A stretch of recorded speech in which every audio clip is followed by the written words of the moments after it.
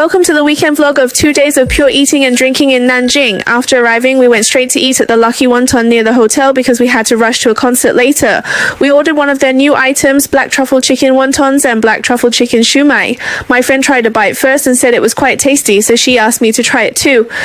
To be honest, I didn't have high expectations when I saw it looking so dark, but after taking a bite, I found the filling to be very fresh and tender. I had just taken 2 bites of the wonton when my sesame bowl lunch arrived. The outside was sticky, and the fried dough inside was still crispy. You can tell how delicious it is just by looking at my expression. I ordered the family feast, which has a bit of everything. I highly recommend adding salted egg yolk and pork floss. It enhances the overall taste, making it savory and fragrant. The shumai is also sticky, with black truffle inside. This wonton is really huge. After taking a big bite, I found there was still half left. It's filled with black truffle and chicken, just the way I like it. Thin skin and lots of filling. The pistachio cream has mixed reviews online. Some say it's too sweet and greasy, but I was determined and bought it anyway. Tried a bite, it is indeed very sweet, especially the chocolate glaze on the outside, and it somewhat overpowers the pistachio flavor. If you love sweets, you can go for it. After the concert, we picked a barbecue place nearby. When we got there around 11, it was packed, and they even set up a tent outside. We waited for about 10 to 20 minutes and also ordered the beef fried rice. A bite of meat with a bite of fried rice, it was really delicious.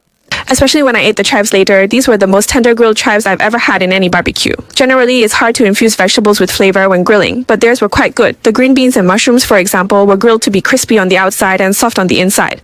When ordering, it was like a hungry wolf pouncing on its prey, wanting to eat everything, wanting a bit of everything. By the time I couldn't eat anymore, I could only manage to eat vegetables.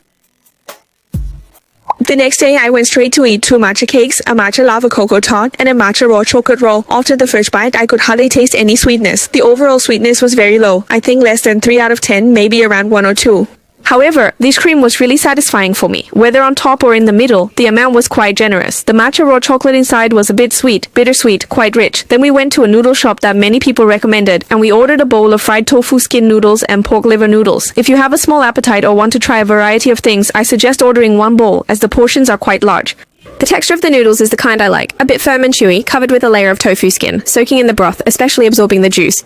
Watching the table next to us eat with garlic, I tried it too, and it really added a nice touch. The next day, I originally wanted to eat at Li Ji, but when I navigated there, I found it was under renovation, so I went to Cao Chow next door. They can serve several portions from 1 pot, and the line moved pretty quickly. There were no seats inside, so we just stood by the roadside to eat. This kind of pan-fried food is especially fragrant. Their beef filling is on the salty and savory side, with some juice, but not too much.